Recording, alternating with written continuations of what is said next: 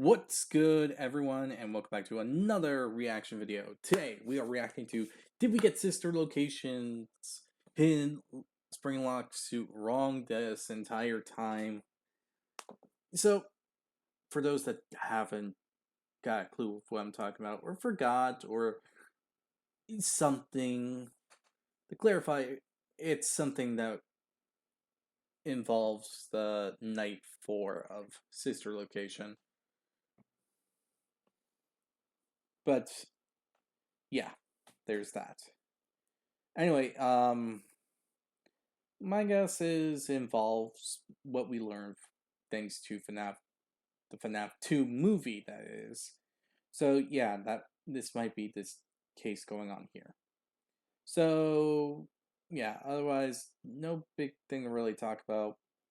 Just hope you all enjoy this video. Like, comment, subscribe if you do.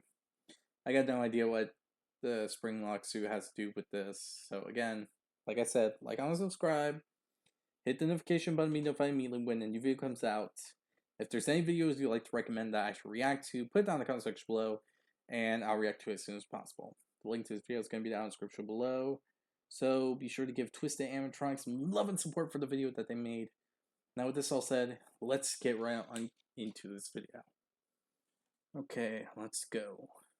There's a Springlock suit hidden in Sister Location. You've heard about it, You've probably imagined it, but here's the thing, it's likely completely wrong. I know, it's harsh, right? But I theorized many moons ago exactly what this Springlock suit was. Well, that theory I did and the video isn't quite right, and today we're reopening one of Sister Location's biggest mysteries and loose ends, the unnamed, unseen Springlock suit. And by the end of this video, I'm going to argue that it wasn't missing from the story at all and has always been present. Let's establish something extremely important right away. The Sister Location Springlock suit is never shown. It's never named, never described, never linked to a single character. That's obviously not an oversight, it's deliberate. But what we do see is obviously from the inside of the suit. We can see the mouth and the eyes and the faceplate, which does narrow down our options as to what this Springlock suit can link to in terms of a character. And that's the key thing here. Many people forget that the Springlock suit is not a mascot itself. It's a mechanism, a system designed to pull animatronic parts away to create space for a human body, to allow the machine to be worn. That in itself opens the door to a terrifying possibility. You see, where the suit is found is in Sister Location. That is not a restaurant. It's an underground facility. Everything here exists for experimentation, containment, development, and ultimately to serve William Afton in his great plan. And everything in this facility seems quite high-tech. So why would this place house a vintage Springlock suit, potentially from an old pizzeria? It wouldn't. But it would house a prototype for something else. Something unfinished, something unsafe, something that never made it to the public. Which brings us to the animatronic this facility was built around. Circus Baby. This entire facility was built around her and her human interaction. She was built to isolate children, hide them in her mechanisms, and contain them in her internal storage space. That's the version we know. That's the finished standalone animatronic. But what if there was a wearable version, a prototype baby Springlock suit? Think about it. They would need to build one to test before the official one went live. And the prototype version could have been built to test performer interaction, containment systems, human proximity, and like all the Springlock suits, it was too dangerous. It could have failed badly, or William himself knew of the dangers of a Springlock suit / mechanism and moved away from them entirely, to later on become trapped in one himself. How ironic. This explains why it was never shown, never named, never used again, exactly like Baby says herself, never used in the way it was supposed to be used. And it wasn't scrapped, it was stored, exactly like William Afton does with all of his projects. He doesn't scrap them, he stores them, like his old Spring Bonnie suit that was stored for years before he took it back up, never scrapped.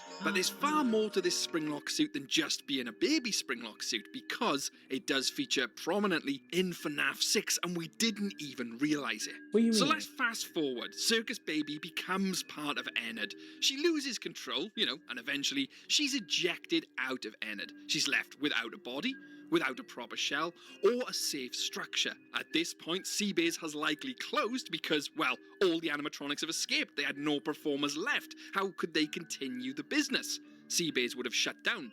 Not to mention, the owner, William Afton, was spring-locked for several years. Seabase has collapsed at this point. She's ejected, left without her body. So what does an intelligent, self-aware animatronic do next? She goes looking for something familiar, something designed for her, something built to fit a human shape. And she goes back to the prototype, back to the prototype Springlock suit of herself. You see, Scrap Baby isn't just random salvage. Look at her body. Look at her torso. It's hollow. Reinforced plates. Asymmetrical rebuild. Exposed internal structure. She looks less like a broken animatronic and more like a Springlock frame stripped of its costume shell. This isn't Scrap Baby. She isn't falling apart. She's putting herself back together, using the only body which was available to her at the time, the prototype Springlock suit. Oh, that would make kind of sense, actually.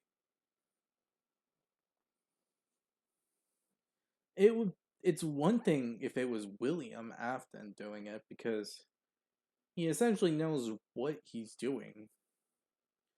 And we saw Molten Freddy. It wasn't an actual animatronic. It just had the Freddy face and all that. And with the puppet, it was trapped inside of an animatronic that was made by Henry. So that left the question of how could Elizabeth Afton do such a thing? But if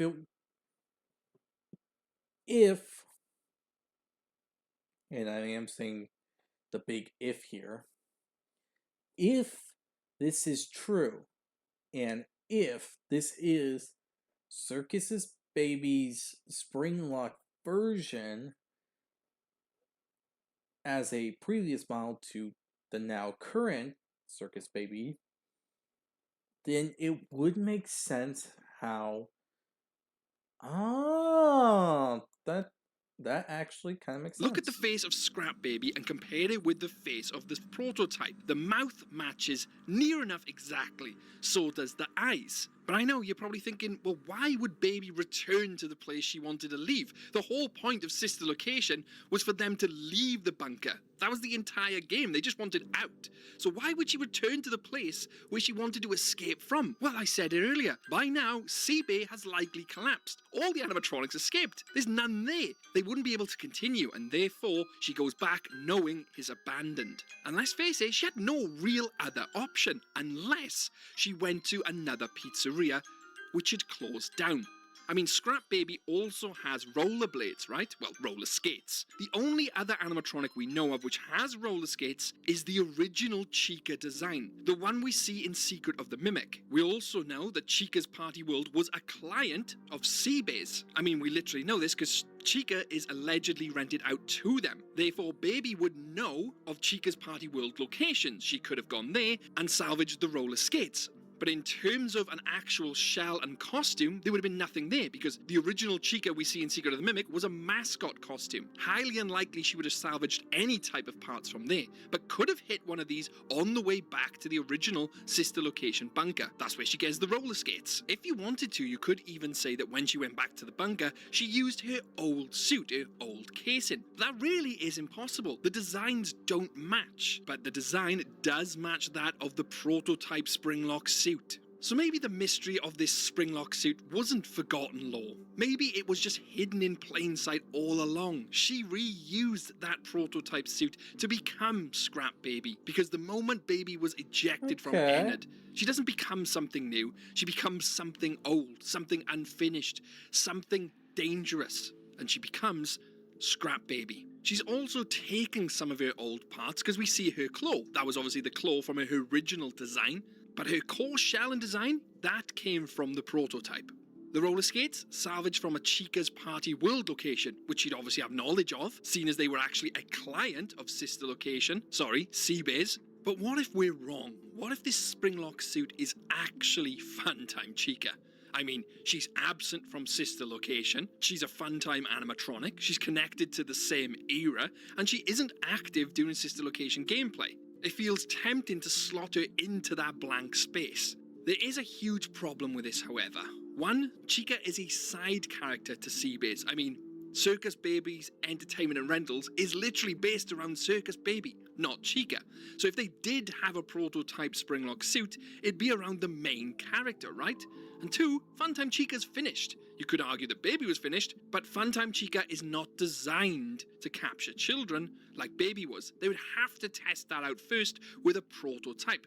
Another problem is that the Springlock suit is treated as dangerous tech. Baby herself even says it's dangerous, and Funtime Chica herself is marketed, stage ready, and operational. Completely the opposite narrative role. I'm not saying it's wrong, but prototype Baby seems to exist first if there was a prototype, which clearly there is because there's a Springlock suit there. It was failed and shelved for a reason. We also know Baby is one of William Afton's original characters, unlike Chica, and William could have made this prototype long ago, before Seabase was even open. Well, in fact, in the FNAF 2 movie, we actually see Baby upstairs in his attic, finished, complete. Again, showing, before he made this animatronic, he would have had a prototype, a Springlock suit, very much like his Spring Bonnie. She was always intended to be a performer. The prototype would have been Springlock, and then he moved on, things evolved. And that's when he created Baby. Obviously, she gets ejected and goes back and picks up the Springlock suit.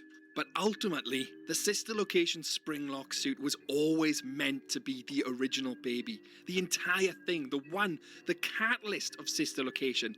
Everything sister location was built around was for Baby. And that's why I think this Springlock suit was always a prototype Baby. But what do you think? Let me know in the comments section below. Did I get it right? Did I get it wrong? Or have you got something completely different? Let me know. To me, I think it's a very strong possibility. I mean, from what is being said and what is being shown, and the theory behind it, it gives a strong sense that it might not be wrong. Because essentially, Elizabeth would have to come back and to Circus Babies just to get like materials for herself just to make a new animatronic body. Because she's not really a full body anymore. She's just wires and all that. And that's gonna be the big issue there. Because if she's just a bunch of wires and such, then how can she function? How could she work? How could she move around? She probably used, I don't know, the